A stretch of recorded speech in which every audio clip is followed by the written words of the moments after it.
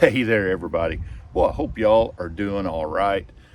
Got home last night from Bull Shoals. Been over there at the Arkansas Bass Nation State Championship. We had 154 boats or 57 boats, a bunch. Our state's really doing well in that respect. So a lot of boats, a lot of teams, and I've got horrible service over there. I tried making a few videos. I got that one sent, but where we're staying at, I had SOS, so it's kind of off face of the earth out there, but didn't post much this week. It's been a hard week. Been fishing hard. Fished about a day and a half or so pre-fishing.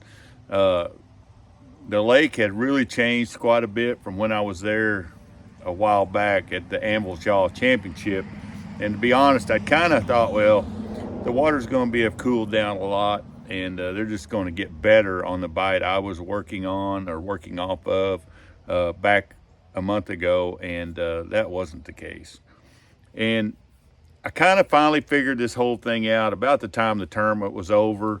And I mean, how many times have we all been there? You know, finally, after 3 or 4 days of fishing, at the very end of the last day of the tournament, catch two really, really good fish and go, oh man, you know how to do this. You lived in this world your whole life, you know, growing up on Beaver Lake and fishing deep with my dad. I should have known what to do. And I'm not going to talk as much. We ended up like 37th out of the 150. So it wasn't all bad at 22 pounds and something for 2 days.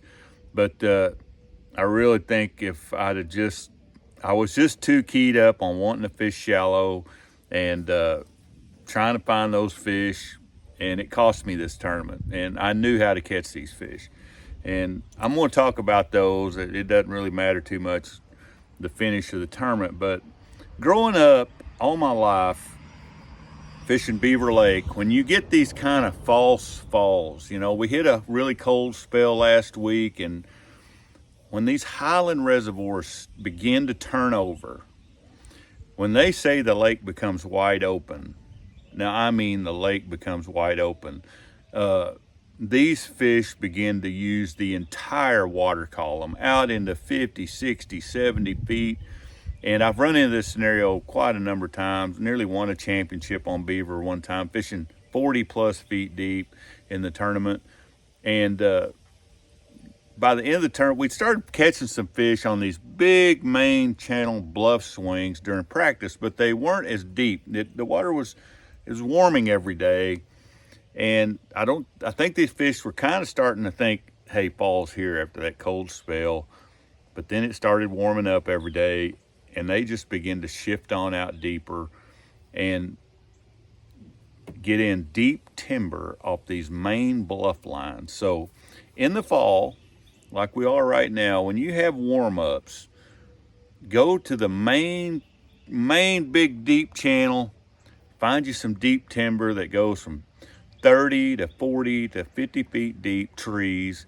And these are big grown timber, and you can get out there and fish a jig or a jigging spoon. I never, driving home, like, why didn't you get a jigging spoon out, man? Good grief. You know this stuff, but you know how it is, you get tunnel vision. But we end up catching the majority of our fish, fishing a jig really, really deep. I'm talking 30 plus feet deep on these bluff swings in deep timber, whether it be cedar trees or pole timber, and fishing a jig. Now, the two baits I was throwing was my old standard, just a black bucktail jig. Over the years has probably been my favorite bait for doing this technique. The water's clear, it's dark, and I just have always done well on a black jig. So it's just a 1/2 ounce black bucktail jig like I like with the old school chunk trailer. I was using this jig, and you've really got to, and it's really odd, you've almost got to cast it up there a little ways, let it get on the bottom, and then start working that jig out in those trees. And as you're coming through that timber, you're going to be coming up on a tree, you can feel it, and you got to work that bait all the way up on a limb. It breaks over, and then you got to free spool that reel, start feeding it line to let it go right back down to the base of that tree, and then bring it back up again. This was one of my dad's favorite ways to fish. He was He was a master at bringing a bait through limbs of trees and back down and back up. It's super slow fishing, but you let that bait go back down to the base of those trees, get on the bottom, and that's where them fish are hanging out. So that bait, the other bait I was using quite a lot, it just was so much easier for me to keep it on the bottom, was another bait I built. It's just a 3/4 ounce.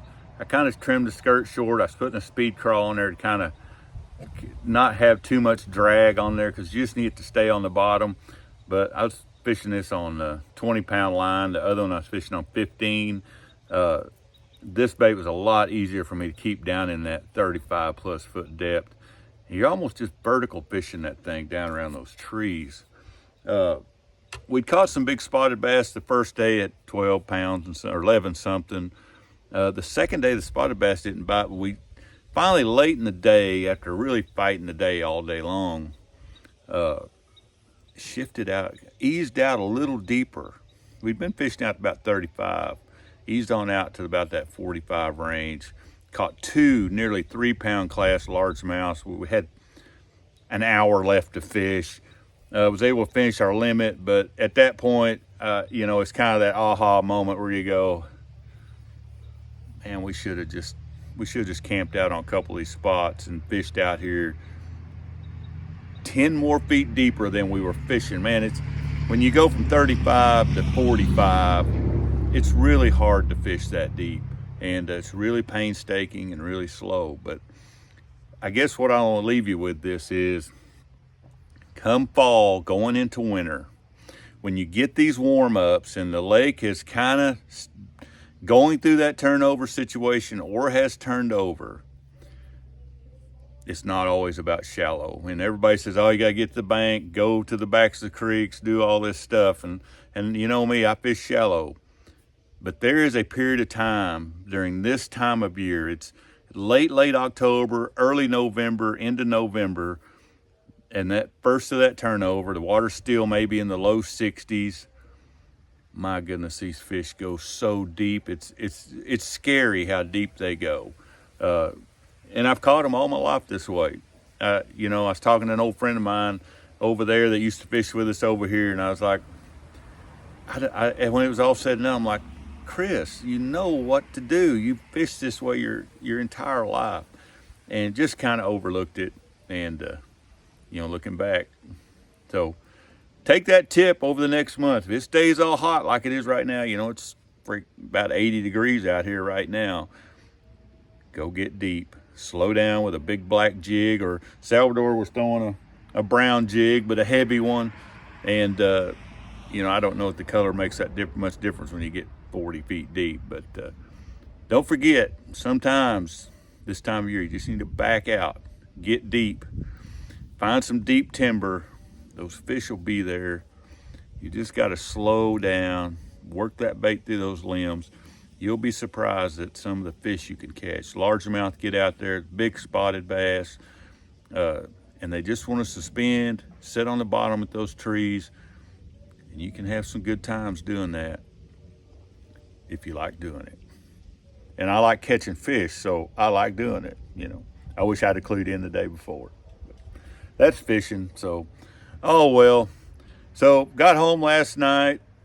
Did have a great time over there, but got home last night, slept in a little this morning after 4 days of getting up early, and out here getting my boat ready going to head to Grand Lake in Oklahoma early in the morning, get a couple of days of pre-fishing before the Kansas Bass Nation State Championship this week.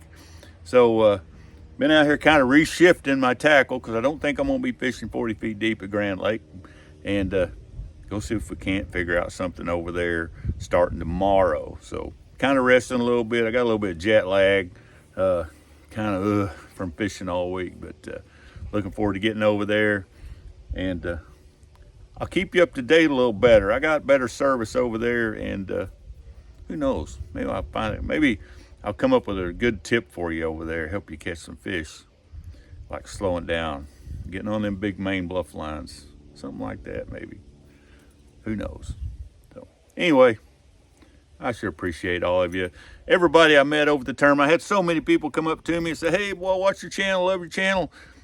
I appreciate it so much. You know, it makes these crappy finishes so much better when you get to talk to people and meet new people, and people enjoy what you're doing and what you're continuing to try to do. Uh, it sure makes this battle when you get your teeth kicked in like this week a lot easier. So I sure appreciate all of you watching, and who knows, maybe this week will be a little better. We'll catch y'all later.